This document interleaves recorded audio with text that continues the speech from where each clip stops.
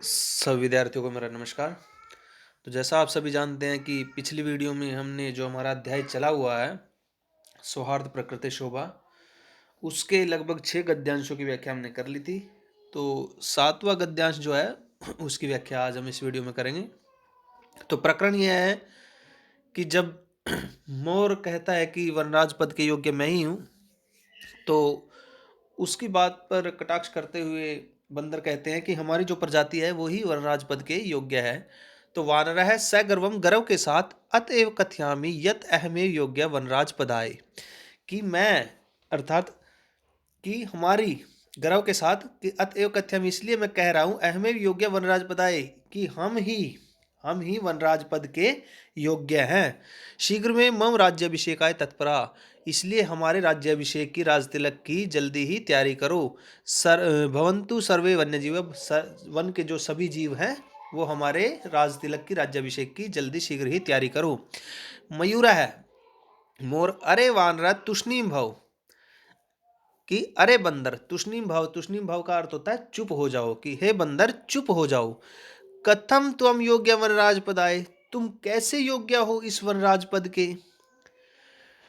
पश्यतु पश्यतु, पश्यतु में पश धातु है और पश का अर्थ होता है देखना, कि देखो देखो। मम शीर्षी का अर्थ होता है मेरे सिर के ऊपर। राज मुकुट में शिखा स्थापयत्वा विधात्रा एवं पक्षी राजा है कृत है, कि देखो मेरे सिर के ऊपर राजकुपुटमीव अर्थात राजा का जो मुकुट होता है उसके समान, राज मुकुटमीव राजा के मुकुट के समान शिखा स्थाप्यता, शिखा चोटी, स्थाप्यता मैंने स्थापित की गई है, विधात्रा विधाता के द्वारा, एवाहम इसलिए मैं, पक्षी राजा है पक्षियों का राजा हूं।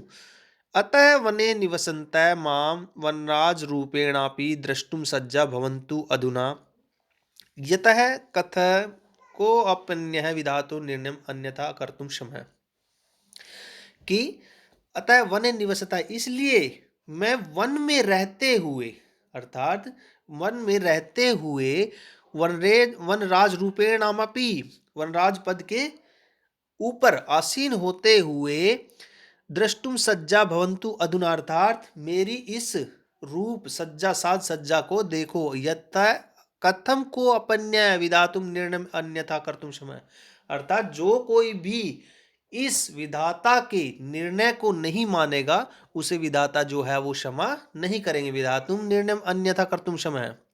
का कह कोआ सव्यंग्यम, अरे अहिर भूख, व्यंग्यम व्यंग्य के साथ मजाक के साथ, कि अरे अरे अहिर्भु, अहिर्भु का अर्थ होता है कि अरे सरपभक्षी अर्थात ये सांप को खाने वाले।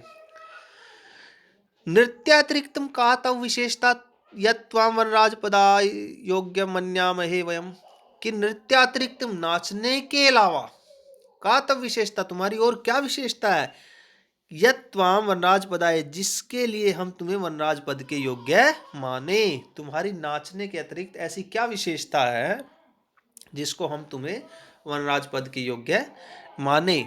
मयूर है यत मम नृत्य तु प्रकृति आराधना, कि मेरा मेरा जो नृत्य है, मेरा जो नाच है वो तो प्रकृति की आराधना है। पश्य पश्य देखो देखो, मम पिच्छा नाम पूर्व सौंदर्यम, मेरे पिछला जो भाग है उसका सौंदर्य देखो। पिच्छानुद घटकाय नृत्य मुद्रायाम स्थित सन, अर्थात पीछे की ओर मुड़ करके नृत्य मुद्रायाम स्थित है, नाचने की मुद्रा में स्थित होकर खड़े होकर। न कोपी त्रैलोक्य मत सदृश सुंदर है, न कोपी कोई भी मेरे समान त्रैलोक्य तीनों लोकों में सुंदर है। वन्य जंतु नाम उपरियाक्रमण कर्तराम तु अहम सब सौंदर्य नृत्य च आकर्षितम कृत्वा वनात् बहि करिष्यामि, कि वन्य जंतु नाम उपरी वन के जीवों के ऊपर यदि कोई आक्रमण करता है, हमला करता है, तो अहम सब सौंदर्य, तो मैं उसे अपने सौंदर्य के द्वारा नृत्य से आकर्षित करके वनात् बहि कृष्यामि वन से बाहर निकाल दूंगा। अतः अहमेव योग्य वनराज पदाय, इसलिए मैं ही वनराज पद के योग्य हूँ। एतस्मिन्नेव काले व्याघ्रचित्रकौ अपि नदीजलं पातुमागतम् एतं विवादम शृणुतः वदति च। एतस्मिन् काल, अर्थात उसी समय, जिस समय ये वर्णन चल रहा है उसी समय व्याघ्र चित्र को, बाघ और चीता, उसी समय बाघ और चीता जो है नदी जलम पातुम गतौ एवं, अर्थात नदी पर जल पीने के लिए इस विवाद को सुनते हैं, वदच और कहते हैं। व्याघ्र चित्र को, अरे किम वनराज पदाय सुपात्रम चीयते, कि अरे वनराज पद के लिए जो है वो चीयते, चयन हो रहा है, वन के राजा का जो है वो चयन हो रहा है। एतदर्थं तु आवामेव योग्य, एतद, इसके लिए तो आवामेव हम दोनों, आवामेव हम दोनों, योग्य मैंने हम दोनों क्या हैं, योग्य हैं। कौन योग्य है, बाघ और चीता। यस्य कस्यापि चयनम कुर्वन्तु सर्वसम्मतया, कि यस्य, जैसे कैसे भी हो, इसके लिए सभी की सहमति होनी आवश्यक है। सिंह है, शेर, तुष्णीम भव, बहु, तुम दोनों चुप हो जाओ। युवामपि मत सदृशु भक्षकु न तू रक्षकु, अब शेर कहता है कि तुम दोनों भी मत सदृशु, मेरे समान, भक्षकु, भक्षण करने वाले हो, अर्थात जीवों को खाने वाले हो, न तू रक्षकु, तुम रक्षा करने वाले नहीं हो।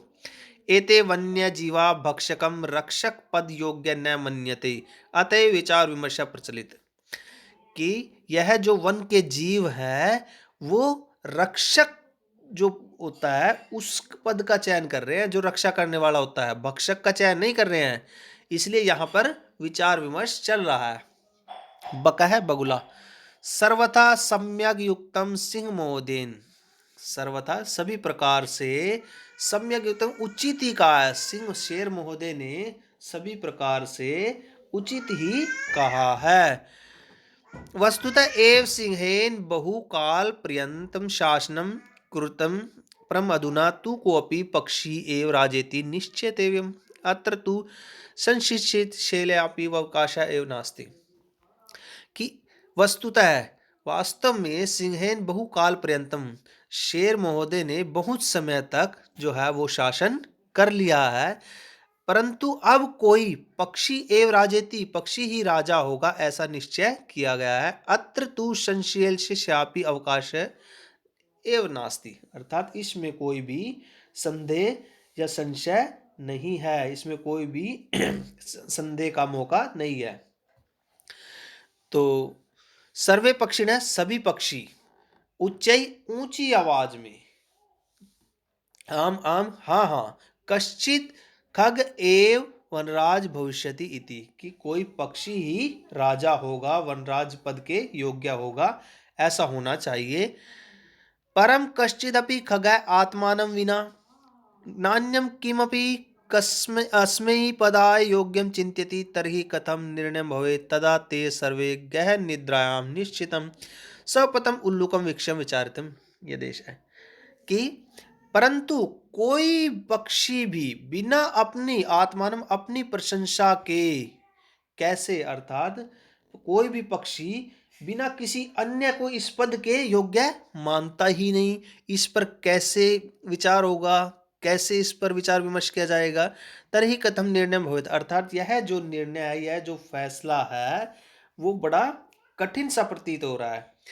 तो ते सर्वे गहन निद्रायाम, तदा ते सर्वे, वे सभी, गहन निद्रायाम यानी कि गहरी नींद में सोए हुए, सौपतम उल्लुकम वीक्षा, उल्लू को देखकर, बिना प्रशंसा से, बिना अपनी प्रशंसा से रहित जो उल्लू है वो गहन निद्रा में सोया हुआ है, और उसको देखकर सभी पक्षी जो है विचारितम निर्देश, विचार विमर्श करते हैं। तो आज की वीडियो में इतना ही, आगे का जो भाग है वो हम अगली वीडियो में पढ़ेंगे। तो सभी विद्यार्थी इस गद्यांश को अच्छी प्रकार से याद करेंगे। धन्यवाद।